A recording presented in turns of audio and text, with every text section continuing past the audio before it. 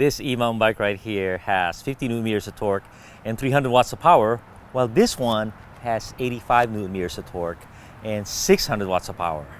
Makes a lot of sense? Not really, right? If this is your first e-mountain bike purchase or you only have one, nothing to compare to, these numbers might as well be random numbers to you, right?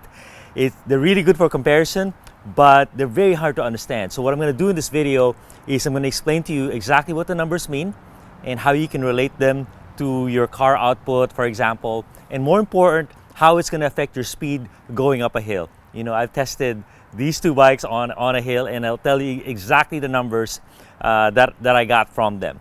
To start off, whether you're talking about e-commuter bikes or e-mountain bikes, all of them have motors that are measured with these two metrics, torque and power. E-mountain bikes usually have the motor in the middle, and that's for center of balance, low center of gravity, which is essential for real mountain biking, while most commuter bikes have the motor on the rear hub. And that's because of cost.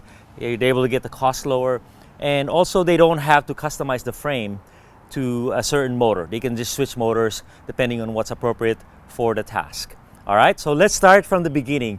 Torque and horsepower. So what is torque?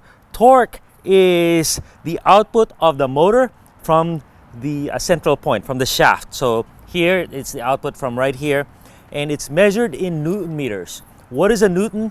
Newton is about 1/5 of 1 pound, maybe the weight of an apple, a little apple. And a meter is about this thing, a little longer. This is a yard. So basically, a 1 newton meter, this motor, when connected here, can lift 1 newton 1 meter away from center. So that's 1 newton meter exactly. And that relates to what you might be familiar with in your car, a foot-pound of torque. A foot-pound is right here, 12 inches, 1 foot, and it can lift 1 pound. So that's 1 foot-pound of torque. And how do they relate to each other? 1 newton meter is about 3/4 of a foot-pound of torque. All right, so if you have a 100 newton meter motor, that's about 74 foot-pounds of torque. So pretty powerful. You know, it can almost get a motorcycle or a small car going. So that's torque measured in newton meters. It's the turning force of that motor, you know, like a diesel. Can it get you up that hill? Now, one thing with that though is it doesn't matter if it's going at 1 RPM or 1000 RPM. The newton meter is the same. So the true measure of power is you put RPM in the equation. It's torque times RPM equals power. And in the bike world, we measure it in watts. So, you know, the faster the RPM is going with the same amount of torque, then you have more power measured in watts. In the auto world, it's measured in horsepower. And to give you a comparison, 746 watts is about 1 horsepower. So there's your metrics right there. Make sense? Okay, so now people are saying, oh, it's all about torque. No, it's all about power. Let me tell you, another way to look at this thing is torque and power is torque is really what changes your speed. You know, how fast can you accelerate? That's all determined by torque. You know, to go from 2 miles an hour to 8 miles an hour, you know, that's your motor just cranking the wheel, cranking those gears, and that's torque. Now, what is your top speed? That is determined by your power. If you want to know what speed you can sustain with these bikes, you don't really look at torque. You look at the power, the watts, because RPM has to be considered, you know, for your top speed. So for the purposes of mountain bikes, I would say torque is more important. What is the reason? It is because we have a speed limiter. In the US, 20 miles an hour is the hard speed limit, meaning at 20, the motor has to completely shut off. And that means by 18, it's going to shut off gradually. So no matter, even if your watts is 3,000 watts, it hardly matters to you because that can probably propel you to 50 miles an hour, but these motors by law are required to shut down at 20 miles an hour. And if you're in Europe, you're not in luck because it'll shut down at 16 miles an hour. Very, very painful. So for the most part, I would say torque is a little more important than the actual watts. All right, so now I'm going to talk about batteries. Batteries is measured in watt hours. So a watt hour, and so this has 750 watt hour battery, while this one has a 360 watt hour battery, so almost doubles. So that determines the size and the weight of the battery as well as the bike. Believe it or not, the motor is not a huge part of the weight equation. You know, maybe 1-2 pounds is gonna be the difference between the two. The real weight difference is the battery. The battery can be 5 pounds or 11 pounds. So that's where the real weight savings are. And so the easiest way to think of the battery is, I said this thing has 300 watts.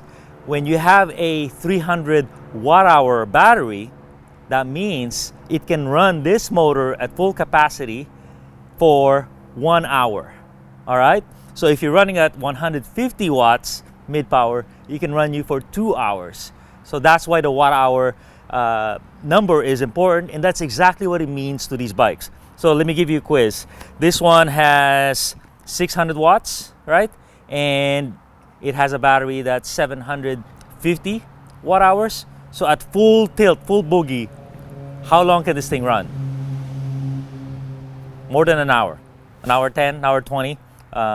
So, you know, if it had a 600 watt hour battery, that would be 1 hour. But, you know, you have another 150 there. So there you go. And given that's at full power of these motors. Another point I'd like to touch on is the actuation, the motor. How do the motors work? How are they actuated? In mountain bikes, e-mountain bikes, they all have torque sensors. And this is why it's important to have the mid-drive motor. Is in the motor itself is something that senses how much torque your leg is applying to the pedal. All right, so your leg has torque as well. It's probably like 10-20 newton meters, and as you apply torque, it gives the motor the knowledge of how much power to apply, because it wants to duplicate what you're doing. You know, it either gives you 10% boost up to 400% boost is what these motors do. The other ways to activate the motor is a cadence sensor. So a lot of commuters have this. A cadence sensor, cadence is just the rotation of your pedal, you know, obviously in the clockwise position. So based on your cadence, and it doesn't really know how fast you're going, it doesn't really care. Just the fact that you're going means it's time to turn on the motor. And how does it know how much to turn on the motor? It's based on your power level. You usually have power level 1 to power level 5. And so it's a very unnatural, jerky feeling because you can't base it on RPM or the cadence. It just knows that it's not zero cadence and it needs to turn on. The reason is you could be on a hill and you can hardly turn the pedals, but that's when the power needs to go full boost on you. So there you go. The other way to activate it is with a throttle. A throttle is obviously just a variable lever that can go from 1 watt to 300 watts to 600 watts. Basically, you control the motor with this. And usually that's a special class of bike called class 3 bikes whenever you have a throttle. And then there's class 1 and class 2. Class 2 bikes don't have a throttle but can go to 28 miles an hour. And class 1 e-bikes don't have a throttle and can only go to 20 miles an hour. So that gives you some background. So there you go. Let me give you some actual running data on the speed of these bikes up a hill. I've done a lot of testing. Also the range. I'm going to give you an idea on the range of these bikes. All right? Thanks a ton, everybody. To really visualize the difference in power, we have a three-way race between the Pivot, the Trek, and an analog bike, the red dot. So as you can see, the dark blue dot is the Pivot, and it's taking the lead with its 600 watts of power, and the light blue dot is second place right there, 1 minute behind, 7 minutes versus 6 minutes. And then the analog bike, the Fasari LaSalle Peak, is 17 minutes. So that's what it means, you know, to be on pedal power and to be on a 600 watt bike versus a 300 watt bike.